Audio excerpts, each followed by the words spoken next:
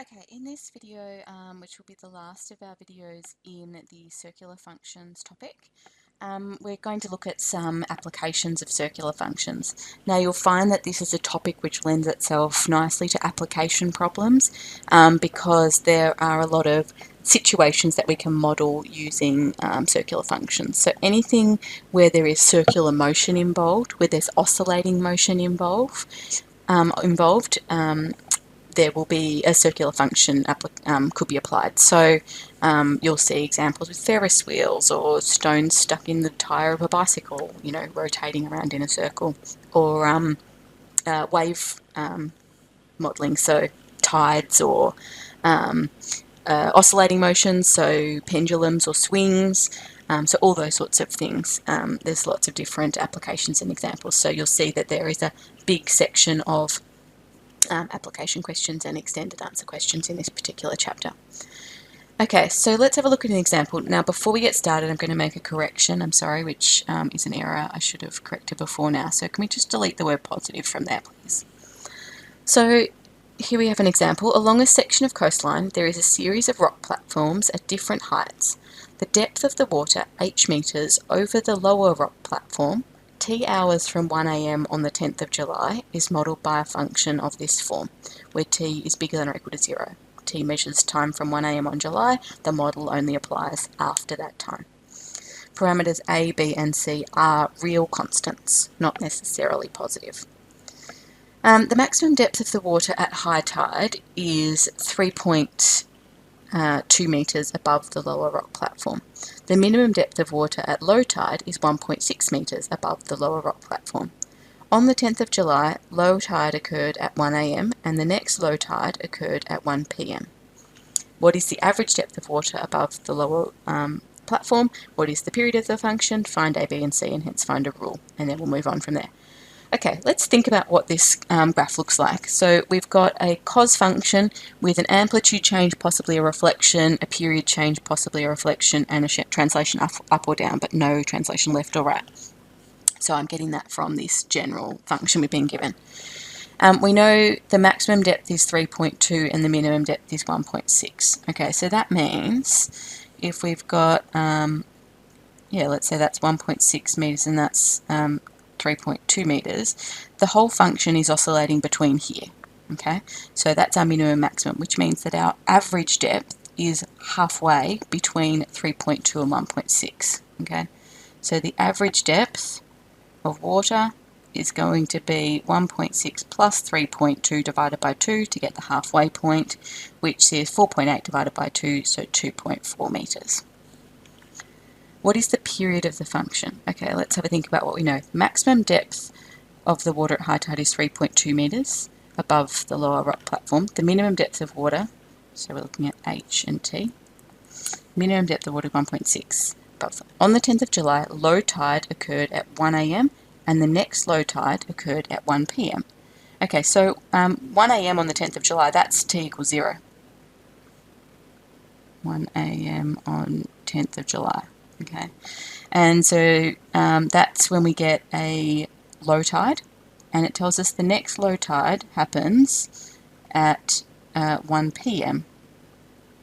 on the 10th of July, which is when t equals 12. Okay, so therefore the period must be 12 hours. It is 1 a.m. to 1 p.m. Find the values of a, b and c and hence give the rule for h. Okay, so we've done the thinking that enable us to find a, b and c. We could even draw out a little sketch of our graph given what we know. Okay, we know that'll be 6 hours.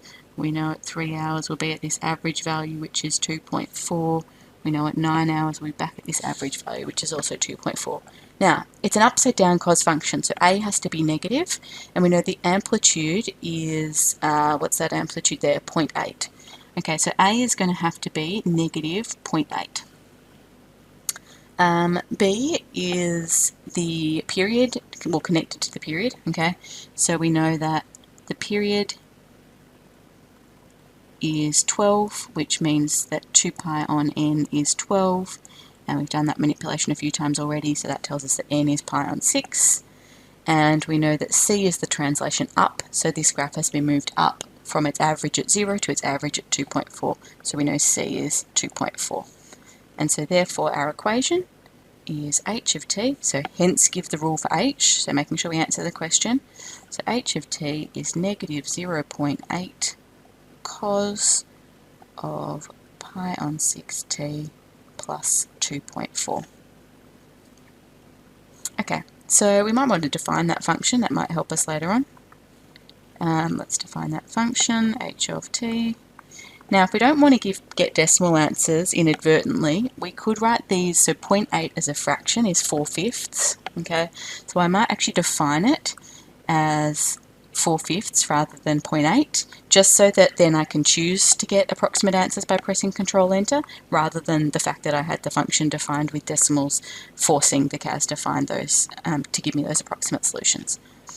So pi on 6 times t, and then outside here again, rather than plus 2.4, that's 24 on 10, which is 12 on 5. Okay, got my equation defined. Sketch the graph of the depth of water above the lower platform as a function of time from 1 AM on the 10th of July to 1 AM on the 11th of July. So it's a 24-hour period, so we're going to see 2 complete periods. We've already drawn the graph up here, a rough sketch for the first 12 hours, so we need to just repeat that out to 24 hours. Okay, so let's just formalize that.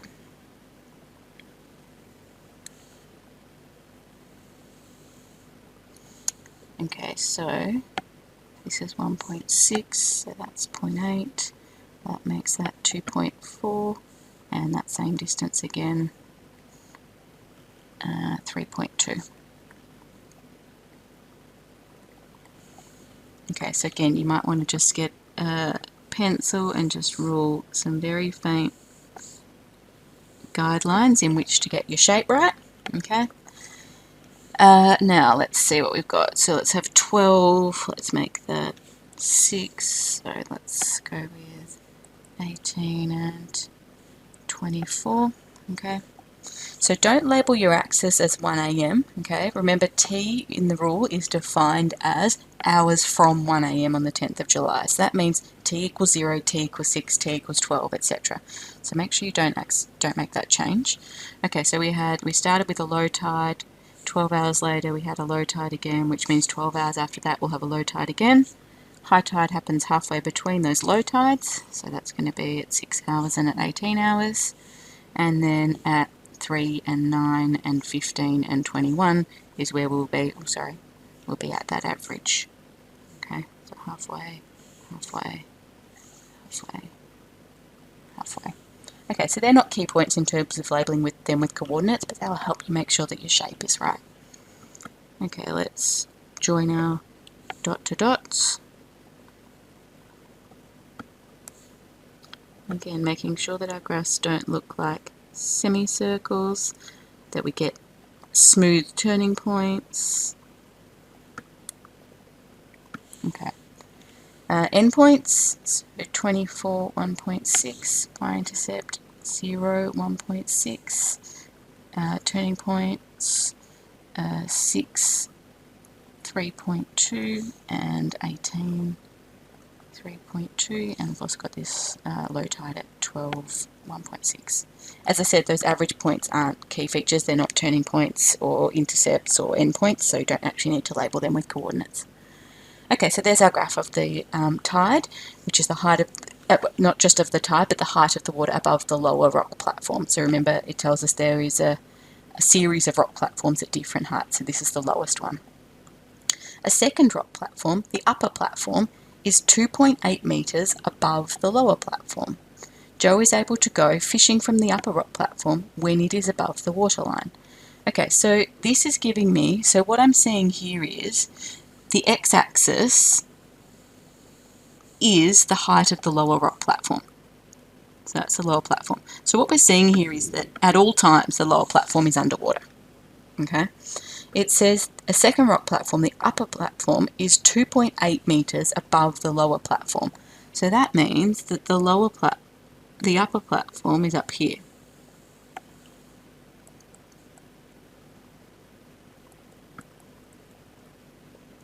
at 2.8 metres.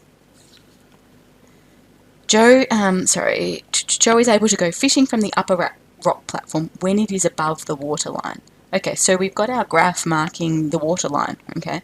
So we can see that there are windows in the day where the upper rock platform is also underwater, so she can't go fishing at that time. So we want to know when she can fish, okay? So in terms of when she can fish from 1 a.m. up until whatever this time is, okay? She can fish, then she can't fish for a time, but then from whatever this time is, she can fish up until this time. And then she can't fish for a small window, and then she can fish from here up until the 1 a.m. the next day again. Okay, so these are the periods of time that she cannot fish. At all other times she can fish from the upper rock platform. So we need to find those x values. Okay, that's what we want to know. What are these times here? So we want to look at solving our equation equal to 2.8. Okay. So let's do that. So we're going to solve h of t equals 2.8. And we want them as times, so we're okay to work in decimals here. So I'm going to solve it equal to 2.8 rather than converting that to a fraction. So I'm going to solve h of t, I'm in my cas over here, h of t equal to 2.8 for t. And again, we need a domain. So we just want the first 24-hour period, because then it will be replicated in every other 24-hour period, given that, sorry, trying to do three things at once, given that the end of a period happens at 24 hours, we'll see the same repeat in the second 24 hours. So we could actually just look at 0 to 12 and extend that out for the second half of the day.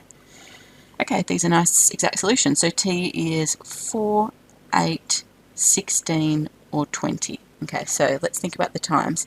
So at what times is she able to fish? Okay, so when can she fish? Okay, so Joe can fish from 1 a.m. to that first t value, which is 4 a.m. Okay, so then what we're seeing from our graph and our solutions combined, from 4 till 8 a.m. she can't fish, the platform's underwater. From 8 until 16, which is 4 p.m, she can fish again. So she can fish from 1 a.m. to 4 a.m. She can fish from 8 a.m. to 4 p.m.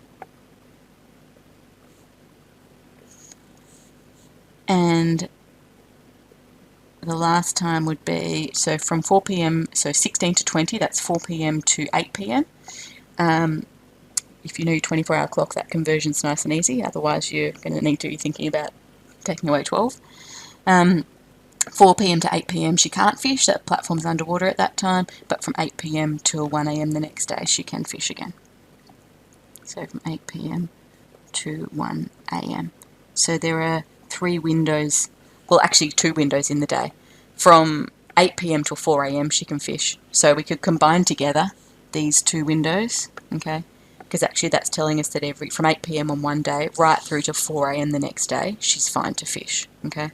So in fact we might just say 8 p.m. to 4 a.m. and then from 8 a.m. to 4 p.m. Okay, so those are the windows in which she can fish. If g of t is the depth of water relative to the upper platform, write an expression for g of t in terms of t. Okay, let's go back up to my graph, which is getting a bit complicated. So now if we want to describe this equation relative to the upper platform, so now essentially, let me get myself a new colour. Let me go with this pinky purple colour I'm using. So now what we want to do is essentially rescale the whole thing so that this becomes the x-axis up here, or the t-axis in this case. Okay, so that would mean that this is going to be 0. So now we need to rescale the y-axis relative to that. So now 2.4, this now becomes negative 0.4. Okay, and 1.6, it was 1.6 relative to 2.8. Okay, so that's 1.2 below. So this will be minus 1.2. And then 2.8 up to 3.2 is 0.4, so that means 0 up to 0.4. Okay, so we've essentially rescaled our axis. The period's still the same, so we're going to have the same equation in terms of period, so it's still going to have n is pi on 6, but now what we're seeing, the amplitude's also still the same. The amplitude's also still 0.8, it's still a negative cos shape. All that's changing here is that translation up, okay? So we've now going to have our x-axis essentially happening, well, no, it's not a translation up anymore, okay? So what we're seeing now is that the center of this graph, compared to our new t-axis or x-axis, is now at negative 0.4, okay? So it's actually going to be, the new equation will be it's called g of t, still negative cos graph with an amplitude of 0.8, still has a period of 12, but now the center of the graph is at negative 0.4, which gives us, which is then going to put the t-axis at that 2.8 line, okay, that upper platform line. Alright, so that's the equation relative to the upper platform. Jo arrives at 3 p.m. on the 10th of July and starts fishing. Okay, so that's within one of the windows that she can fish that we found in Part E. How far above the water is the upper platform when she arrives? Okay, so let's use our upper platform equation. So 3 p.m. is 15, t equals 15. Again, if you know your 24-hour clock, that's nice and easy. But 3 p.m. is 12 hours plus another 3 hours, so 15 hours after, oh sorry, no, we're measuring time relative to 1 a.m. Oh, actually we need to go back to our previous example here. My apologies. So t equals 4 is not 4 a.m. because t equals 0 is 1 a.m. This is 5 a.m. This is 9 a.m. This is 5 p.m. and this is 9 p.m. Okay, sorry. Hopefully you've already picked that up before I did. Okay, let's correct these. So this is going to be 1 a.m. to 5 a.m. This is going to be 9 a.m. to 5 p.m. and this is going to be 9 p.m. to 1 a.m. Okay, again we could combine these two together to just say that from 9 p.m. to 5 a.m. she can fish, and from 9 a.m. to 5 p.m. she can fish. Our second equation is still correct. I didn't change I acknowledged that it was the same period as the previous one. So now, sorry, Jo arrives at 3 p.m., which is how many hours after 1 a.m.? It's 14 hours, okay? So t equals 14 on the 10th of July, and she starts fishing, okay? So, but we still know that that's, okay, so that's within the window when she can fish, 3 p.m. She's got 2 hours until low tide. The question is, how far above the water is the upper platform when she arrives? Okay, so if we use our second equation from Part F, which tells us about the height of the water relative to the upper platform, we can answer this question. The water shouldn't be above the upper platform. Do I need to correct the question here? Oh, how far above the water is the upper platform, sorry. Okay, so let's work out the depth of the water at t equals 14. So let's do g of 14. Okay, so I'm over in my CAS. Let me define a new function. Menu 1, I'm going to define g of t relative to h of t because it is just, so we need to have minus 0.4 and we did have plus 2.4, so we need to subtract 2.8. So g of t is just h of t. H of t. A bit out of it today, aren't I? H of t minus 2.8. Now again, remember in my original function definition, I used fractions just to keep it exact. So let's do the same thing here.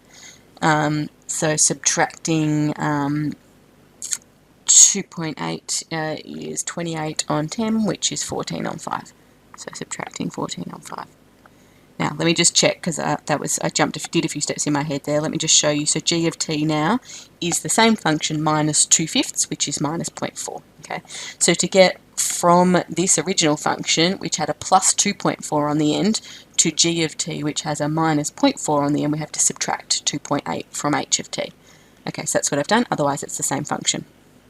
Okay, so now let's do g of 14. G of 14 is negative 4/5, okay? Negative 4/5 or negative 0.8.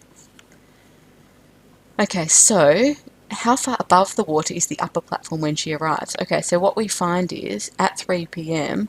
the water level is 0.8 metres below the upper platform, which means the answer to the question. Therefore, the upper platform is 0.8 metres above the water level at 3 p.m. Jo decides to leave when the water is 30 centimetres below the upper platform. How long did she spend fishing? Give your answer to the nearest minute. Okay, so let's go with G of t. We want to know what's the time if the water level is going to be 30 centimetres below the upper platform. So the water level relative to the upper platform is minus 0.3. Now again, I want nearest minute, so I'm happy for a decimal answer. So I'm going to type in 0.3. So I'm going to solve G of t.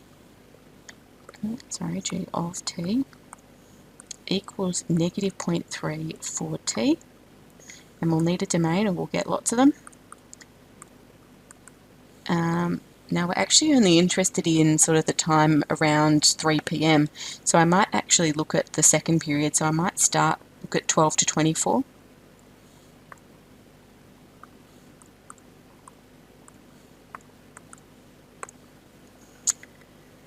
Okay, so we find that it is 15.23. Now we already know that at 20, t equals 20, which is 9 p.m, the water height is, she can't fish after then. So that 20.76 is actually not relevant. We only want t is 15.24, let's say, okay? And that's really because we knew that we needed a time after t equals 14, but also actually we needed a time less than t equals 20, which is when we already know the water level will be at the rock platform. So we're only interested in that one. We want our answer to the nearest minute. Okay, so let's convert that into minutes, okay? So 15.24 is, so 15 hours after 1 a.m. is 4 p.m, so it's going to be 4.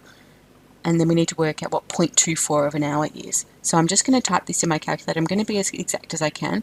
So 0.23939 times 60. So what fraction of an hour is that? That is about 14 minutes, so nearest minute. So that is 4:14 p.m. that the water will reach 30 centimetres below the upper platform. So therefore she can fish from 3 p.m. until 4:14 p.m. So Jo can fish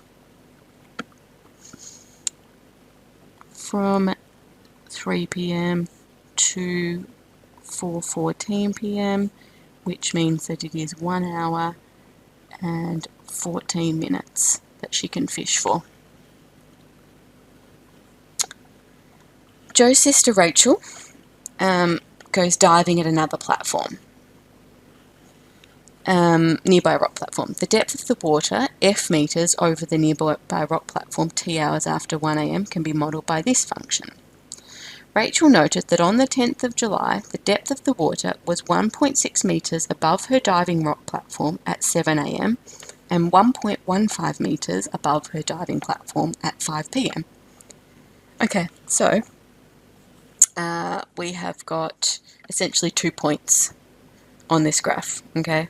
We essentially know that f of, what have we got? So 10th of July at 7 a.m. So 7 a.m. is 6 hours after 1 a.m.